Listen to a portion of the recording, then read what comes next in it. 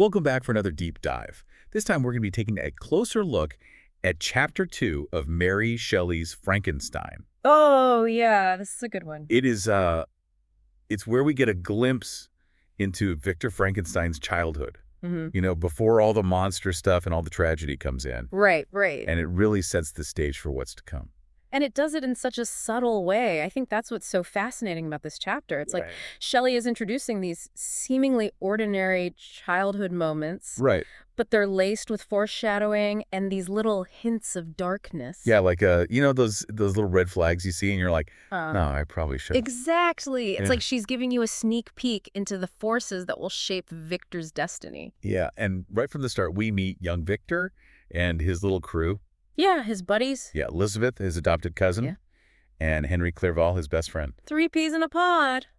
Not really. Not really, no. Because Shelley really highlights their distinct personalities. Yeah, they're quite a mix. You've got Victor, who is completely consumed by this intense curiosity. Oh, yeah, he's got to know everything. Yeah, always digging for the secrets of heaven and earth. That's a great way to put it.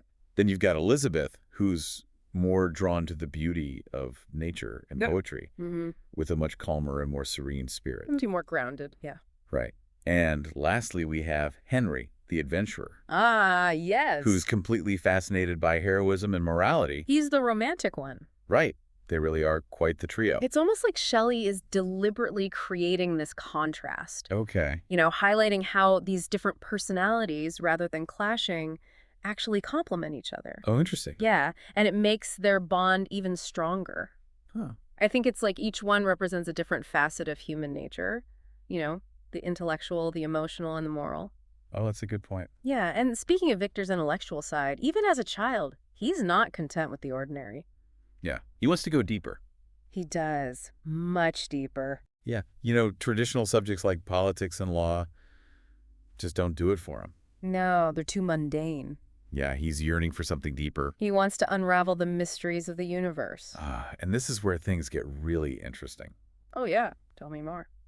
Remember how Victor stumbles upon the works of Cornelius Agrippa? Of course. The alchemist. Yeah, and other early scientists like Paracelsus. Oh, yes, those guys. And these figures considered outdated by his father. Right, his dad's like, what are you reading? Exactly. But they end up having a profound influence on Victor's thinking. A turning point for sure. What I find really interesting is how Victor's father just dismisses Agrippa's work as sad trash. But he doesn't really explain why. Yeah, he doesn't give him a good reason. Exactly. Just don't read that. Right. It's like, why are you trying to keep this from me? Exactly. Like forbidden fruit almost. 100%. It makes you wonder, though. It's like, okay, what if? What if Victor's father had taken a different approach? Hmm. What if instead of just dismissing Agrippa outright, Yeah. he had maybe explained like the evolution of scientific thought Right. and, you know, why those early theories were ultimately debunked? Like a real conversation, you know? Right. Could that have steered Victor away from this path of, you know, forbidden knowledge? It's a fascinating question. It really is. It makes you think about the role of parents and educators, doesn't it? It does. Like, how do you guide young minds Mm-hmm. without sheltering them too much, but also, you know, Give them the tools. exactly, giving them the tools to think critically Yeah. and navigate those complex ideas. And speaking of navigating complex ideas, things take a dramatic turn when this massive thunderstorm rolls in. Oh, yeah, that's a pivotal scene. It really is. This isn't just any storm, though. Right, it's symbolic. Yeah, it becomes this turning point in Victor's intellectual journey. It's like a force of nature intervening. You're talking about that scene where the lightning strikes that ancient oak tree, right? Exactly. That just blasts it apart. Splinters it. It's both awe-inspiring and terrifying at the same time. It's a powerful image. Yeah, and it leads to a discussion about electricity and galvanism. Which is so important in the context of this story. It is. Remember, at this time, the scientific community is just fascinated by the idea of being able to manipulate life itself. Oh, yeah, that's all the rage. And galvanism, the idea that you can use electricity to stimulate muscle contractions, it was huge. And this event, along with the explanations from a visiting natural philosopher, Right. it makes Victor question his fascination with Agrippa and those more mystical alchemical theories. Yeah, he's starting to see things differently. Yeah, so in a way, the storm acts as a catalyst for Victor. A wake-up call, almost. It shakes his belief in those mystical explanations of the world. Right, he's like, Maybe there's more to it than just magic. Yeah, and it awakens this new interest in the more empirical sciences. The power of observation and experimentation. Exactly. So it's almost like nature itself is intervening, trying to guide him towards a different path. Interesting. But the question is Victor receptive to this guidance? Right. Is he going to listen? That's the question that hangs over the rest of the chapter. Okay, so we've got a lot more to unpack here, We do. but I think we'll save that for next time. It sounds good. But until then, keep those pages turning, and we'll see you back here for another deep dive into Frankenstein. Looking forward to it. So after this wild encounter with nature, Yeah, with the thunderstorm and everything. Victor finds himself kind of drawn to the world of mathematics. Really? Math. Yeah. It's an interesting shift, isn't it? It is kind of. I mean, he goes from chasing these grand mystical theories Right, all that alchemy stuff. to seeking comfort in the logic and certainty of numbers. It's like he needs something solid to hold on to. Yeah, like he's craving a sense of order and control. Exactly. Yeah. After being confronted by how unpredictable nature can be. Right. But even in his pursuit of math, Yeah. there's this lingering unease. Yeah. You know what I mean? Absolutely. There's that sense of foreboding. Yeah, like he's not fully committed to this new path. Not at all. Almost like he knows it's just a temporary detour. A pit stop on the way to something bigger. Yeah. And this is where Shelley's foreshadowing really shines through. Oh, yeah, she's a master of that. Remember how Victor describes this period of his life? Yeah, He sees it as a missed opportunity, right. a chance to avoid the tragic fate that awaits him. He even says something about a guardian angel trying to steer him away from danger. Yeah, but he doesn't listen. No, he doesn't. It's like he's aware of the dark path he's on. Right. But he feels powerless to change course. Caught by his own curiosity, maybe? Maybe. Which brings up that whole question of destiny versus free will. Oh, man, the big question. I know, right? Is Victor truly a victim of fate? Hmm. Or could he have made different choices? And ended up on a completely different path. Exactly. That's a question that runs throughout the entire book, doesn't it? It does. Shelley really makes you think. Yeah, she doesn't give us any easy answers. Nope.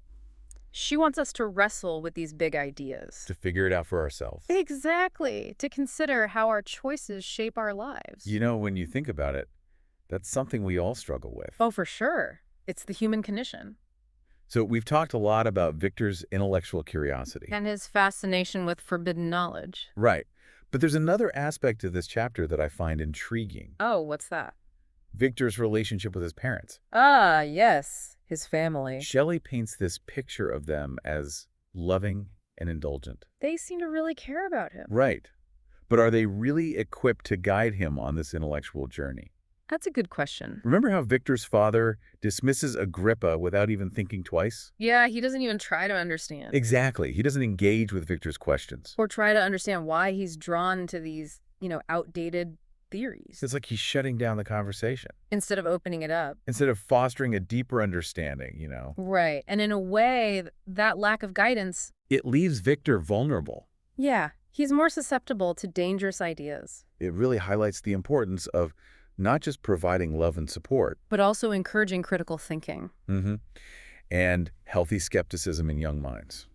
What if Victor's father had explained the flaws in Agrippa's theories? Right. Instead of just dismissing them outright. Maybe that could have made all the difference. Makes you wonder, doesn't it? It does. Could Victor have avoided his tragic fate? If he'd had different mentors, different influences. It really does take a village to raise a child. And in Victor's case, it seems like that village wasn't quite up to the task. Which brings us back to the question of destiny. Ah, yes, for a circle. Was Victor's path predetermined?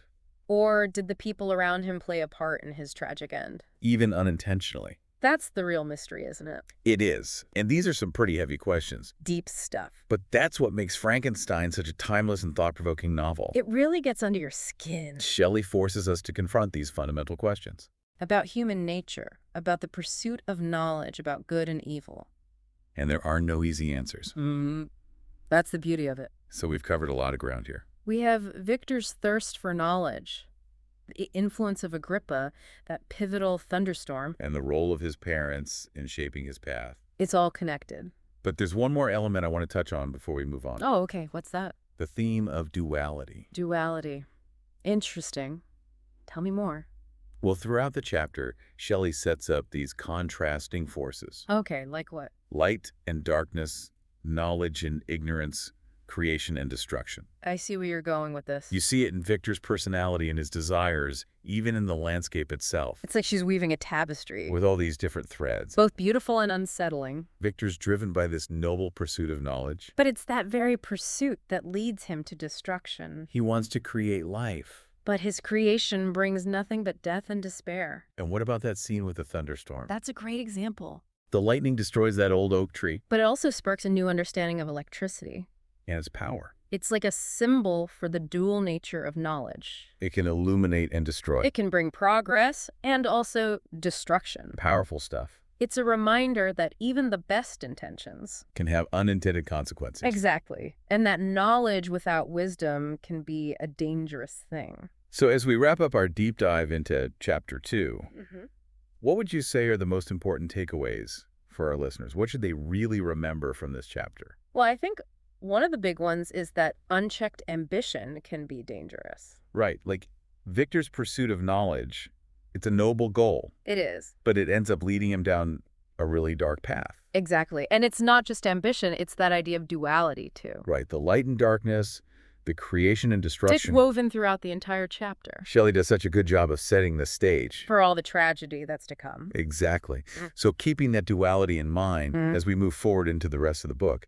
It'll really add another layer. Yeah, like those themes are going to keep popping up. Oh, yeah, you'll start to see them everywhere. And it makes you question everything. The motivations, the consequences. What a way to approach this book. It's a masterpiece. So before we go, Yeah. is there one question you'd like to leave our listeners with? Let me think. Something they can ponder as they continue reading. Oh, I know. What if Victor had embraced the lessons of that thunderstorm? Oh, that's good. You know, instead of going back to his old ways. Could he have used his intelligence for something good? Right. Or was he destined for this tragic ending all along? Fate versus free will. The ultimate question. It's like Shelley saying, here's a turning point. Which path will Victor choose? And we're left wondering, could any of us escape our own desires? Even if those desires lead to darkness. Heavy stuff. It is. Well, on that note, Yeah. I think we've reached the end of our deep dive. Until next time. Happy reading, everyone.